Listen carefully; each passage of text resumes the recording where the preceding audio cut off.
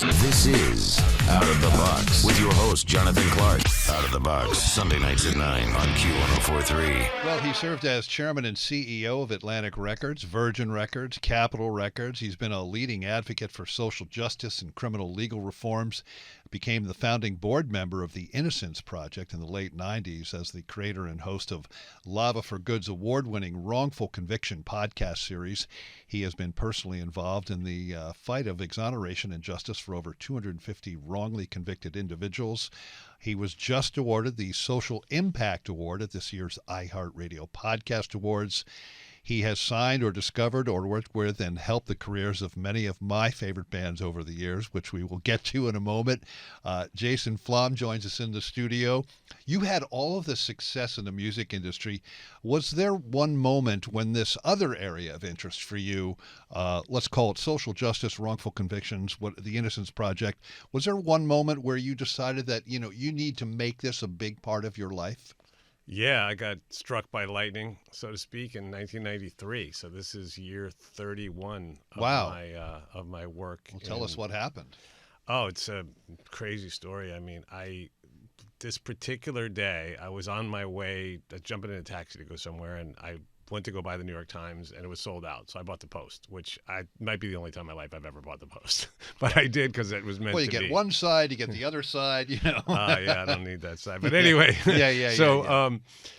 The reason I say I was meant to buy that paper that particular day is because there was a story that caught my eye. It was the story of a kid named Stephen Lennon who was serving 15 years to life for a nonviolent first offense cocaine possession charge in a maximum security prison in New York State. And you did hear me correctly. That was 15 to life for a nonviolent first offense cocaine possession charge. Life. Yeah. That is crazy. That's what I said. And the reason it was in the paper was because his mother had been trying to get him clemency from Governor Mario Cuomo. Wow. That's a long time ago. Yeah, sure. And so she had gotten letters of support from the sentencing judge, from the warden, even Geraldine Ferraro, who some of your listeners will remember was the first, right. first woman to ever be nominated to be vice president for a major political party in the United States.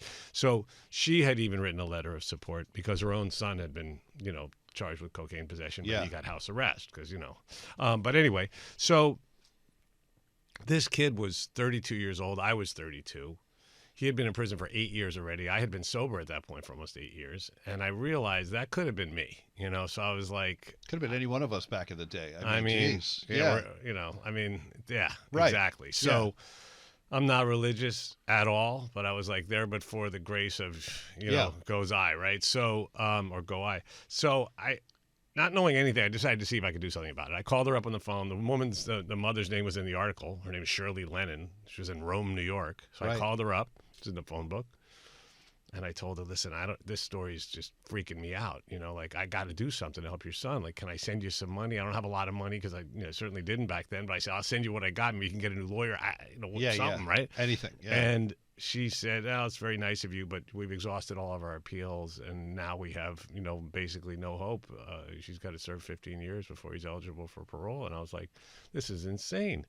So I called the only... Let me stop you right there. Was that part of the Rockefeller... Exactly. The Rockefeller drug laws. Tell us about that really quick and what they did and where that stands now, actually. So the Rockefeller drug laws were some of the most draconian laws in the country. Nelson Rockefeller, the former governor, they were named for him. And they provided these extremely harsh sentences, even for first-time offenders like Stephen. I didn't know anything about that until I learned about this case. Nobody does until they get caught, right? And so it's not a deterrent in any way.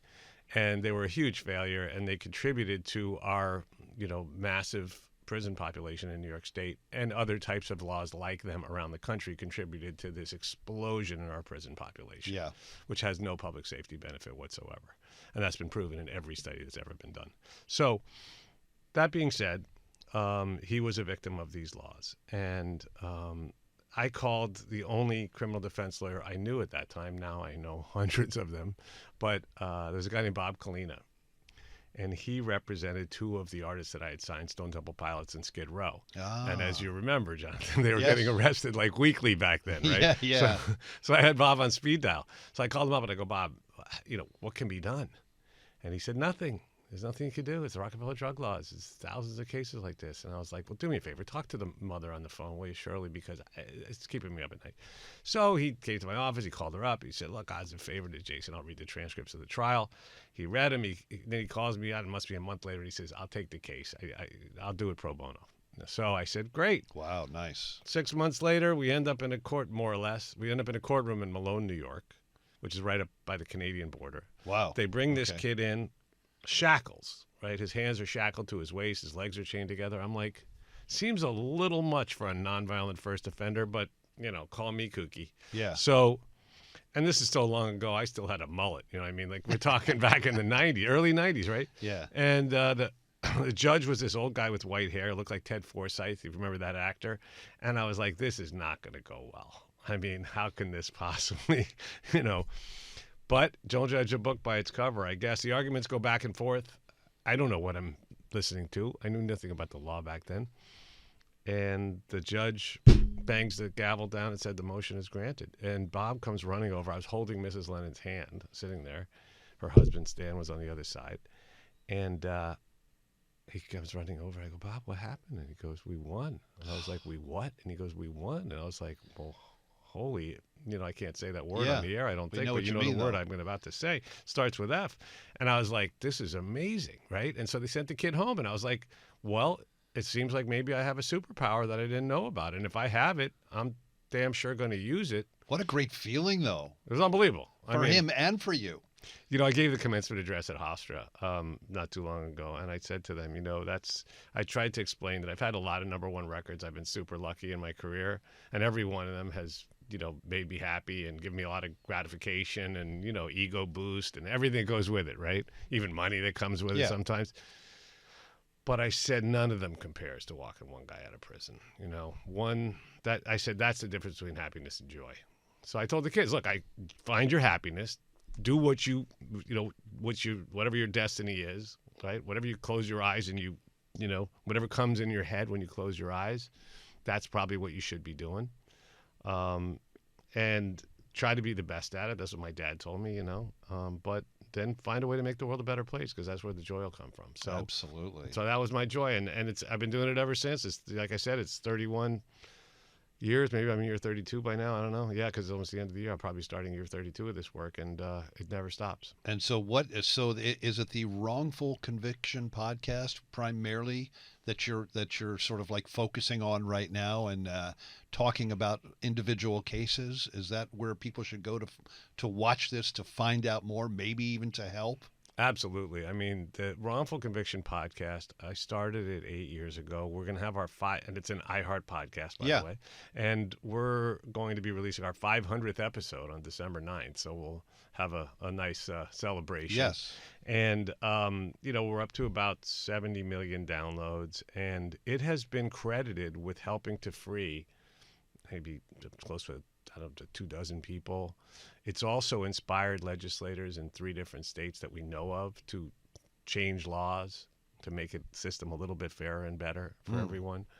And so it's been really an incredible, and of course the best cases I always say are the ones we'll never know about, because somebody's in a jury room today, right, somewhere in America, and a criminal case. And that person, there's at least one person, there's probably more, because statistically speaking, a lot of people have listened to our show. But let's focus on that one person. That one person is going to be less likely to make a mistake and vote to convict somebody who's innocent, because we've enlightened them as to how these things happen, why they happen, and what to look out for when you're serving on a jury, when there's an eyewitness who's either lying or mistaken, or there's faulty forensics, or there's, corruption in official, police or prosecutorial corruption, or there's, there's so many different factors, right? Junk science. We have a whole section on junk science, even false confessions, which I find a fascinating topic. So that makes me sleep well at night. Except for last night when my dog woke me up in the middle of the night, wanted to go out.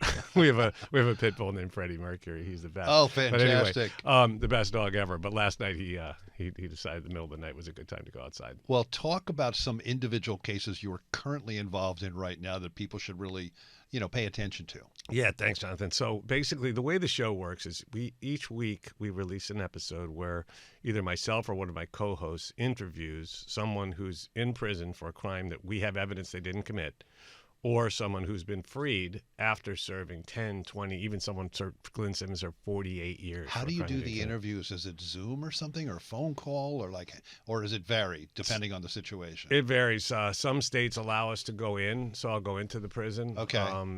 Which is always an interesting thing. And your audio equipment, you can record. They're cool. We can record. We've recorded on death row in Texas. We've recorded it all over the place. And which is, I'm getting to that case right now, so I'll tell you about that. But and the stories will blow your mind. I mean, these people have lived, have gone through hell through no fault of their own, and come out carrying buckets of water for people they left behind, or they're still in, but they still have this incredible attitude. It'll put, I guarantee you, because it does for me, it'll put gratitude in your attitude, and it'll put, you won't take your freedom for granted. Yeah. And it also will, it really puts everything in perspective, the day-to-day problems that we all deal with. Right. And we all have them. But, when you hear some of the people that we talk to, or any one of them, you drop the needle on this record anywhere you want. So, what I do, which I think is fairly unique in the podcasting world, and there are certainly others that do it, so I'm saying, I'll qualify that, but is that I will take on these cases as a private citizen. I've served on the board of over a dozen criminal justice reform organizations, including the Innocence Project. But as a private citizen, I will take on these cases and try to figure out what I can do, like I did back in '93 for Stephen Lennon, to help resolve the situation. And so a recent example is Robert Robertson, who is or it's Roberson. I always get it. I'm not sure if it's Roberson or Robertson. But this is a man on death row in Texas who came within an hour and a half of being executed a few days ago. A few days ago? Yeah. Oh, yeah. This is a very contemporaneous situation. Wow. For a crime that never even happened. No crime was committed. And the state of Texas is hell-bent on executing him, even though there's now overwhelming evidence that his little daughter died of acute viral pneumonia. And this little child and this is a guy from a little town in Texas. He's autistic. He has had a very hard life and as, very poor, has no financial means. And on top of that, he had a little girl who, in her short life of less than just over 2 years, he had taken to the hospital or the doctor 47 times. She was born sick. She stayed sick. She was given incorrect prescriptions by people who should have known better, medical professionals, prescribed her drugs that have been black boxed since that may well have contributed to her very untimely death. And when he brought her to the hospital that last fateful time, imagine 47 times, right? And he must have been scraping quarters out of the couch just to get the gas money to get her there. Right. And so he was doing his level best to take care of this poor little sickly child, his little girl. And that last time he brought her to the hospital in acute distress, and she passed away. They felt like he had a flat affect, right? Which means he didn't seem to be... Wasn't emotional enough or something? Exactly. But it's because he's autistic, right? Right, yeah. And also, it's absurd for us, and we see this in case after case, to judge someone based on how they react in their time of most extreme crisis and grief, right? Everyone's different, right? Everyone's different. Yeah. Some people get hysterical. Other people become stoic. Other people, it's like in war, They right? just shut down. Or You never know. Yeah. Any kind of trauma. Right? Right. The people you don't expect to rise to the occasion do. And some people that you think would be the toughest break down. And you just don't know. So it's absurd that we would take that as any kind of an indication of anything. But they did. And then some of the medical professionals who had misdiagnosed or misprescribed this little child, little toddler, were some of the same people that were in the hospital who now were like, I'm just speculating, may have thought this could possibly have some bounce back effect on them, right? They don't want to be, even if there was no legal repercussion, I don't know what they could have faced. But one way or another, liable, even if it's subconsciously, they may have thought, you know what, and unfortunately juries feel the same way. It's so hard for us as humans to process the idea that a child can just die. It doesn't, it breaks our whole. It's not supposed to happen. Not supposed to happen. Not supposed to happen. So it's easier if somebody's to blame. If there's a bad person and you can point to that person and go, that's why it happened. And therefore, it's not going to happen to my child, right? Many of the jurors have little children at home probably, right? Yeah. And so they're like, they can't, So there's all this psychological stuff that goes on. And anyway, Robert was unfortunately convicted, a combination of some of the many usual factors. What was the charge? Was it like second degree? Was it manslaughter? Like, what was the conviction? What was it? So I'm glad you asked, because shaken baby syndrome was what they diagnosed this child as having had. And many of your listeners will have heard that term before. It's like on a Law and Order episode in the 90s or something, right? Like crazy. It's a horrible, horrible thing that this shaken baby syndrome has become part of the sort of vernacular and also part of our system, where many people are, I think as many as 3 a day are tried on this. I don't know the exact numbers, but a lot of people have been tried and convicted on shaken baby syndrome. When the powers that be are unable to figure out what's wrong with a child who either is in extreme duress and dies or doesn't, but one way or another, they don't see bruising. They don't see any physical signs of abuse. They go, well, maybe the kid was shaken, which doesn't really make any sense. Because if you just think about it in layman's terms, first of all, I always say, if you're angry at something or someone, typically as humans, we either hit it, we kick it, or we throw it, right? Yeah. You throw your tennis racket if you're, you're at the U.S. Open, whatever. So it's not impossible that you might shake something, but it's not normal, right? It doesn't make sense. And furthermore, how strong do you have to be? And experiments have shown that it's almost impossible, if not impossible, to shake a child who weighs 15, 20, 25 pounds. To death. Without breaking their neck or bruising their ribs, right? Or, sorry, I keep hitting the mic. But, you'd have to squeeze that child so tight to hold it. And then how strong would you have to be? Like, try just if you're listening or watching, hold your arms out at length. Pick up an object that weighs 15, 20 pounds and try to shake it and see how long that lasts. You can't do it for more than a couple of seconds. Right. It's so difficult, right? Because it's like and you have to hold it at arm's length if you want to generate any sort of force to shake something. So it's unfortunately been, even though it's been debunked by medical professionals across the spectrum and shouldn't be allowed in any courtroom, in my opinion, it's become almost like a lazy default for people in position of power when they can't explain why a child is in extreme duress or dead without any physical signs of abuse. So Robert is the first person to be sentenced to death on a shaken baby case, and would have been the first person executed. But fortunately, with an hour and a half to go, Texas legislators banded together and found a way to stop the state of Texas from executing him. And it was a bipartisan thing, but the Attorney General and the governor seem hell-bent on executing him anyway, even though there's almost no support from anywhere, and there's no victim in this case. There's no crime, right? There was no crime. So this is the worst of, if you don't like big government, this is the worst of it, right? So imagine the millions of dollars of taxpayer money that have been spent now trying him, retrying him, setting up to execute him. And if they did execute him, which is still unfortunately a possibility, but I think there's a good chance that he will have a new trial. He may get a day in court.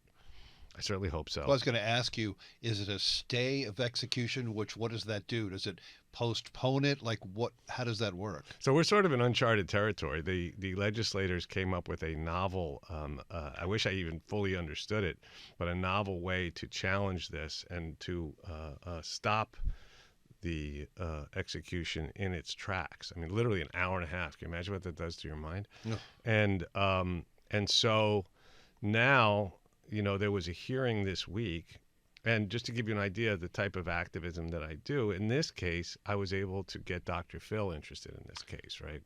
And he's been a phenomenal advocate for the wrongfully convicted. Big platform too, which helps. And also he's a Texan, and he's a guy that commands respect. He's a very brilliant guy. You may disagree with him, and I certainly disagree with him on a lot of topics, but he knows his stuff. And, he's got multiple PhDs. Yeah. So he really is a doctor. I mean, he's not a medical doctor, but he's a doctor. I mean, that's not a right. That's not a nickname. So he, among others, presented to a body of legislators, I believe it was this week, and knocked it out of the park. And he's a guy that, he's no bleeding heart like me, and when he speaks on this subject, people pay attention, and it got a lot of media coverage. And so you never know. Each time I get involved in a case, I try to bring either, media attention to it, or I bring in a new legal team, or I'll bring in, there's a lot of ways that I try to find. Sometimes I can try to appeal to people in positions of power, who may take my phone call when they might not take somebody else's, which it helps to have that fancy resume, which you read on the air. So, yeah. So it's like, I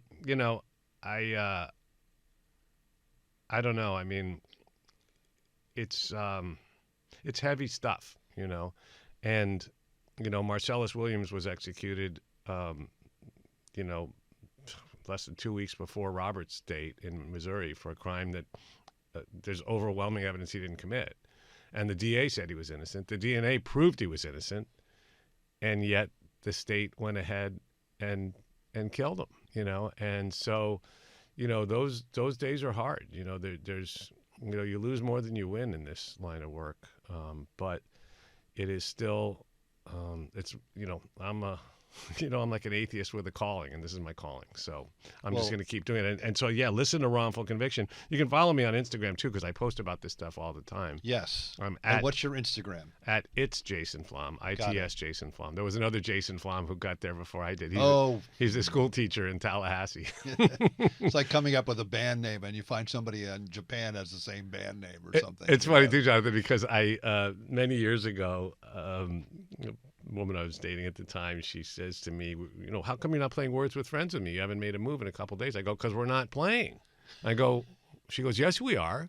And she shows me she's playing with Jason Flom. And I was like, what the hell? So I decided I'll start a game with this guy, right? Oh, right. Because I have a different name on Words with Friends. I can't remember what my Words with Friends name is, but it's a nickname. It's, Popeye Doyle or something. I don't know. But anyway, so French connection. So I started playing with this guy. Then a couple of games later, I messaged him in the app, and I was like, by the way, I'm also Jason Flom. And he's like, oh, you're the reason people keep sending me their CDs. I'm like, yeah. Oh, fantastic. Yeah. Jason Flom is with us.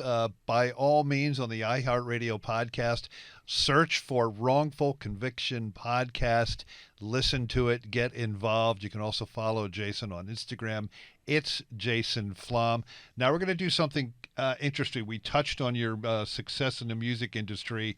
So what I want to do is play you clips of songs, and then I want you to, whatever comes into your mind right away, I want you to just, stream of conscious, lay it on me. Here's the first one. There we go. That is 18 in Life from Skid Row. What is the first thing that comes to mind? Well, it's crazy because 18 in Life, I mean, that's bizarre. Right, it cuts across both of my worlds. Because, obviously 18 in Life, it is what it is. But I will just tell you, the first time I saw Skid Row, I got a call from a guy named Jack Ponte, who was a songwriter in New Jersey. He says, you got to go see Skid Row in Newark, New Jersey tonight. And in those days, I would go see anybody. I was hungry. I was a young, hungry A&R guy. It was a snowstorm. I rented a car. I drove out to Studio One in New Jersey. And Newark was not a great place to be at night in those days either. Yes. Somebody told me there was a dead body outside in the snow not far from the club. I don't know, whatever.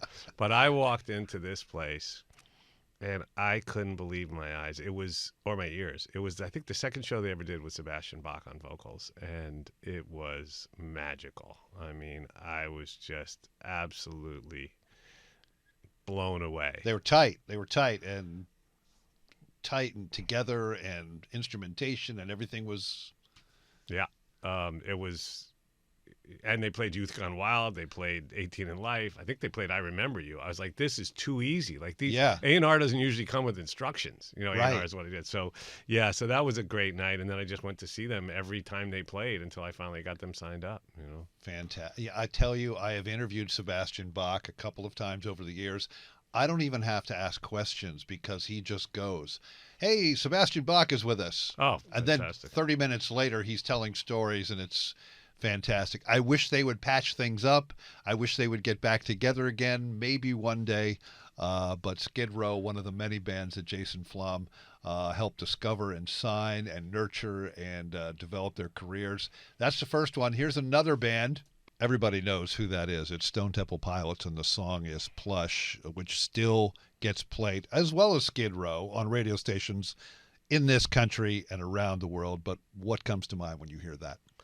I remember when I first heard Stone Temple Pilots, they were called Mighty Joe Young. I got a cassette from a guy that worked for me named Tom Carolyn, and I couldn't, it was on the cassette. Plush was on that cassette. And like I said, they were called Mighty Joe Young. I flew out to L.A. and met with them. And I remember as we were getting ready to release their album, there was a guy named Mighty Joe Young who said, "Nuh-uh." You know, I think he was a blues musician in Chicago. So he said, "You can't use my name." So the guys would call me up daily with a dictionary open and be like, "What do you think of this name? What do you think of that name?" And then one day they called and said, "What about Stone Temple Pilots?" I was like, "STP.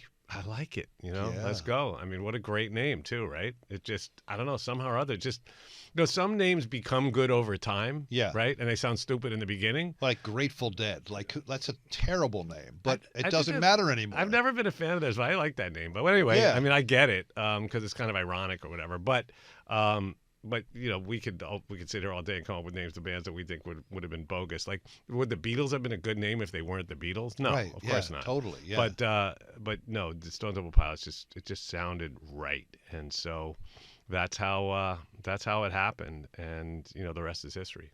I saw a show, maybe their first show in New York City. By the way, Dean and Robert are from New Jersey originally, DeLeo, but I saw a show that it was at this place. It was right next to where the Mercury Lounge is today. The Mercury Lounge wasn't there then, I think, but I think it might have been the band's first New York City show. I think you were at this, a place called The Bank on Houston Street, right next to the Mercury Lounge, and it was like a really small place, and they just melted our faces. It was like, who are these guys? And it was just, I've loved them ever since. All right, so that's STP and Plush. Now we're going to take a major left turn, and we're going to play this song from another artist that Jason has been involved with from the beginning. Here we go. Katy Perry, I Kissed a Girl. I mean, I remember when she recorded that song, and we went back and forth in the office thinking, are we going to put that one out first or Hot and Cold? And we made the right decision. That should be I Kissed a Girl. And I remember calling Katy up, and I said, "Katy, we're going to put out I Kissed a Girl." And she said, "You can't." I go, "Why not?" And she goes, "Because my parents will never speak to me again." And I was like... Her parents were evangelical or something? Yeah. Oh. I said, "Katy, after it goes number one, I promise they'll speak to you." Oh, man. And I was right. And it's funny, I haven't listened to that song in a minute, and even just hearing that little clip of it, she really sang that great. I mean, it's like, you don't have to be an operatic singer to the way her voice sits on that groove, it's so good, right? She has a powerful voice. I mean, she's definitely a strong singer. Yeah. Yeah, she just nailed it, and what an incredible song. So yeah, that was a moment, man. When that thing came out, it just exploded, and that was a time in the music industry when those things seemed to be. You could do that, right? You just put out a song and the radio station would hit it and it would just go nuts. And now it just feels very different, right? Things just have to, it's almost like an osmosis process now. All right, here's another one. This artist is not from this hemisphere. She's from another continent. Her name is Lorde, and the song is Royals. Yeah, what a song. That song came to me from a friend of mine named Natalia Romashevsky, who was working, I think she was working at a place called like Jingle Punks or something. And I got an email, which I now have signed, framed, and dedicated from Lorde herself. The email said, the subject line was hot. Another word I can't say, but starts with an S. Another 4-letter word. It just said that, and then the email said, unsigned New Zealand female. ... Listen, and then it was a link to Royals and the whole Love Club EP. And underneath that, she said, not sure if this is your type of thing, but thought you might like to hear it. So I was like, okay. So I put it on, and it was Royals. And I called her up. I don't know if it was halfway through the song. I called up in time. I go, what the hell did I just listen to? And she goes, I don't know. But I thought, I would send it to you. And I was like, well, let's find her, because this is ridiculous. Yeah. And so you felt it right away. Immediately. Yeah. Okay. And at the time, I think it had about 200 plays on SoundCloud. SoundCloud was the thing. And through the magic of music, somehow or other, somebody in New Zealand had forwarded it to a friend in London, who had forwarded it to Natalia in New York, who had sent it to me. And so we found Ella, is her name, of course, on Facebook. And the next thing you know, we were on the phone with her and her manager and her mom. And I think her dad was on the call as well. And it was great. I mean, obviously I went over to New Zealand, and that was just one of those moments, one of those great moments in my career. I remember when the album was finished, and she called me up one day, and she said, I think I have the name for the album. Or she said, I have the name for the album. I said, what is it? And she goes, Pure Heroin. And I was like, I was speechless then, and I'm speechless now. I was like, it's too genius. Lorde with an E on the end, Pure Heroin, like a heroin with an E on the end. I was okay. Yeah. I was like, it's too good. It took me 2 days to just even compose myself. I was like, this is such an act of absolute brilliance. Yeah. Genius. Let's call it what it is. Genius. Right. I mean, so yeah, she's just an unusual talent. Jason Flom is with us. Check out the Wrongful Conviction podcast series on the iHeartRadio app. Jason Flom, thank you so much, man. It's been a pleasure. This is Out of the Box with your host, Jonathan Clark. Out of the Box, Sunday nights at 9 on Q1043.